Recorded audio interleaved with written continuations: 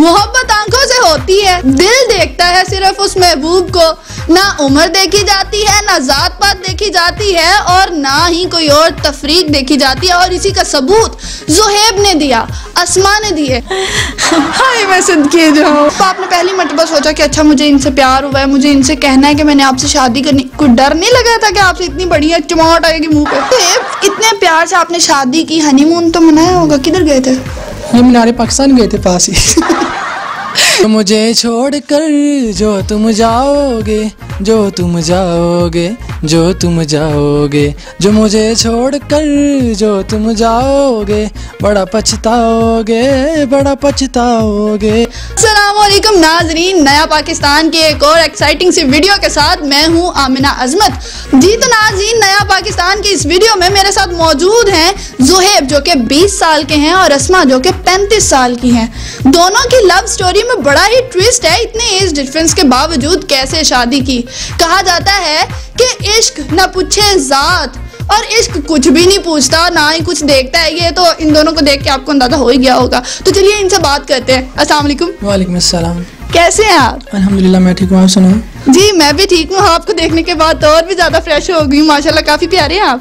अल्हम्दुलिल्लाह मैं बहुत प्यारा हूँ, और मुझे और भी काफ़ी लड़कियाँ मुझे देख के ना फ्रेश हो जाती हैं एकदम। अच्छा, तो जब लड़कियाँ फ्रेश होती हैं तब आपकी वाइफ अस्मा को बुरा तो नहीं लगता? बुरा लगता है। अच्छा, क्या रिएक्शन देती हैं आप? घर आके इनकी शामत लेती। यानी कि मेरे जाने के बाद भी नाज़रीन इनकी शामत आने वाली, क्योंकि मैं इनको देख के फ्रेश हो चुकी हूँ। अच्छा, मैं सबसे पहले पूछूंगी अस्मा से कि आखिर एक छोटे से बच्चे की तरफ से प्रपोजल आने पे खुशी हुई थी, खुफगी का इजहार किया था, या क्या किया था? जी मुझे बताएं जरा कि जब शादी की ऑफर इन्होंने की है तो आपका क्या रवैया था? हाँ जी, मेरा क्या रवैया था, मैं क्या इसका नाम है, खुशबी थी, लेकिन मैं हैरान ज्यादा हुई थी। अच्छा, खुशबी थी। खुशबी क्या सोच के खुशी आ रही थी? खुशी यही कि क्या इसका नाम है, फर्स्ट प्रपोजल। अच्छा, first proposal by a young boy, वो नहीं खुशी हो रही थी? हाँ ये भी था, और ये उतना ही प्यारा जैसे आज प्यारा है ऐसे प्यारा था। हाय मैं सदके जाऊं। अच्छा, ये ऑन स्क्रीन जो मोहब्बत अभी अभी उभरी है आपकी बीवी के दिल में, वो कैसी लगी है? बहुत अच्छी लगी है, उससे अच्छा फील होता है, बल्कि धमाके होते हैं अंदर। अच्छा, लड्डू फूट गए अंदर, लड्डू फूट गए हैं। तो मुझे ये बताइए कि प्यार का आगाज किसने किया था? मैंने किया था। आगाज़ तो मैंने किया था, लेकिन बाद में इन्हें रियलाइज़ हुआ, मतलब 1 साल के बाद जाके, वो भी मेरे करवाने पे। अगर मैं ना करवाता तो फिर इन्हें भी कोई मतलब मेरे बारे फीलिंग ना आती कि यार मैंने रियलाइज़ करवाया, फिर जाके कहीं ये मानी। अच्छा ज़ुहैब, आप तो काफ़ी छोटे हो ना अस्मा से, तो जब आपने पहली मर्तबा सोचा कि अच्छा मुझे इनसे प्यार हुआ है, मुझे इनसे कहना है कि मैंने आपसे शादी करनी, कोई डर नहीं लगा था कि आपसे इतनी बढ़िया चमाट आएगी मुँह पे? नहीं, पहले मैंने मायने लगाया इस चीज़ का कि भाई वो करेगी या नहीं करेगी, उसका क्या मूड है। मूड देख के अगले बंदे को प्रपोज किया जाता है ना, ऐसे थोड़ा ना किया जाता है। मतलब सारा दिन इनके साथ घूमा हूँ, फिरा हूँ, इंजॉय किया, गपशप लगाई है, और रात मतलब 7-8 बजे के करीब मैंने इनको प्रपोज मार दिया। तो इन्होंने आगे से हंसी दिखा दी थी, मतलब कि आप इतनी छोटी हो, मुझसे आपकी शादी तो मुझसे हो ही नहीं सकती, आपके वाले सामने मानेंगे। मैंने कहा सब कुछ छोड़ो, वो मैं कर लूँगा, क्योंकि जब लड़का दम दिखाए ना तो फिर सारे काम ही हो जाते हैं। तो लड़की को बस हाँ करनी चाहिए। अच्छा, लड़की को बस हाँ करनी चाहिए। आपके घर वालों का क्या रिएक्शन था कि इतनी बड़ी सारी बहू लेके आएंगे वो? मेरे घर वाले तो मुझे सारी सपोर्ट कर रहे थे, और यहाँ से बस मेरी सास थी जो कहती थी कि यार लड़का छोटा है, ये कल को दूसरी शादी कर लेगा या कोई ऐसा मतलब मसले खड़े करेगा हमारे लिए, तो इस वजह से उन्हें डर था। लेकिन अगर इन्होंने दूसरी शादी का सोच लिया तो?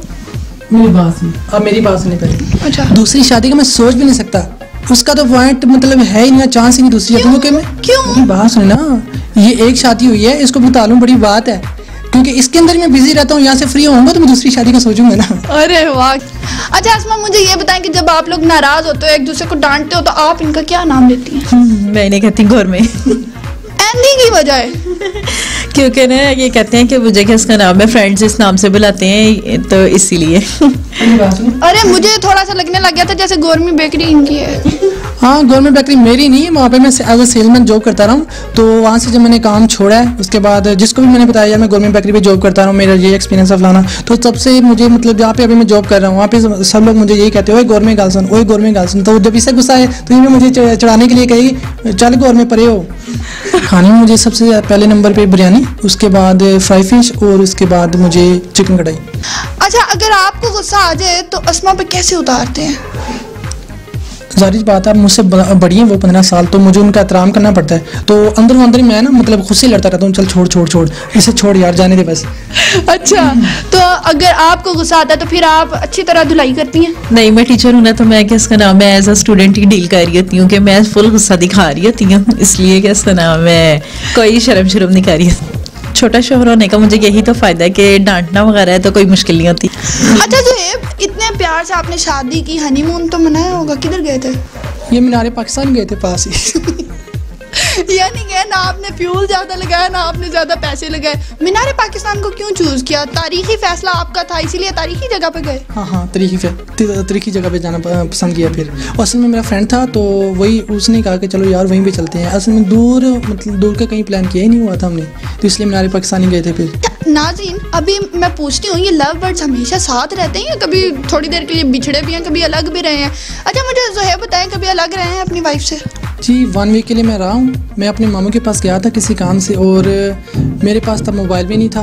और असल में तो फिर वहाँ जाके क्या हुआ, मैं जाते हुए इंजॉय किया वहाँ पे, मतलब रात हुई है। रात को जब मैं अकेला लेटा हूँ फिर मुझे याद आई है जी, फिर मैंने कहा नहीं, मैंने वापस जाना। लेकिन मम्मी का काम इतना इंपॉर्टेंट था, वो कहते थे यार तुम अभी वापस नहीं जा सकते, मैं तुम्हें खुद भी जवा दूँगा, तुम अभी इधर ही रहोगे मेरे पास। तो 1 हफ़्ता गुजरा, 1 हफ़्ते गुजरने के बाद भी उनका काम नहीं हुआ क्लियर। तो फिर भी वो मुझे कह रहे हैं कि यार 3-4 दिन और रुक जाओ, काम मेरा हो जाए तो फिर आप चले जाना। मैंने कहा नहीं, अब मेरी बस हो गई है, ये खुदा का वास्ता है, मुझे वापस छोड़ दें। तो फिर उन्होंने मुझे गाड़ी बुक करवा के दी, फिर गाड़ी के ज़रिए मैं इधर आया। अच्छा अस्मा, मुझे बताएं कि जब आपके शोहर, छोटे से प्यारे से शोहर आपसे जुदा हुए 1 हफ्ते के लिए, क्या फीलिंग गई थी दिल में? हाँ, मेरी ये फीलिंग्स थी कि मुझसे भी रहा नहीं जा रहा था, क्योंकि कभी ऐसा टाइम आया ही नहीं था कि हम दोनों अलग हुए हों, हम लोग साथ ही होते हैं। हालांकि उसने मुझे काफ़ी दफ़ा कहा है कि तुम अपने पेरेंट्स की तरफ रात रहने जा सकती हो, लेकिन मैं कभी भी उधर रात नहीं रुकी। 1.5 आवर के लिए ज़रूर जाती हूँ, लेकिन मैं कभी रात नहीं रुकी।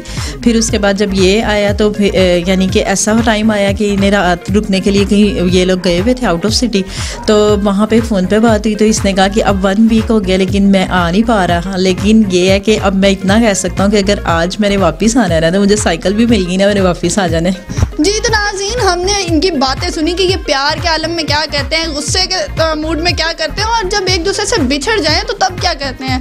माशाल्लाह से बहुत ज़्यादा मोहब्बत है इन दोनों के दिल में, और अल्लाह ताला इस मोहब्बत को कायम व दायम रखे और ऐसी ही मोहब्बत से सबको सरशार करे। देखते रहिए नया पाकिस्तान। हमें दीजिए इजाज़त, अल्लाह हाफिज़।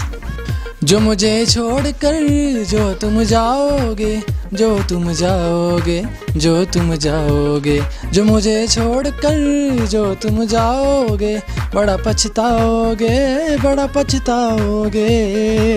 सुनिया सुनिया गलियां दे विच रोल ना देई, बूहे किसे होर ले तू खोल ना देई। ओ शायर जानी जे रुलाओगे, बड़ा पछताओगे, बड़ा पछताओगे।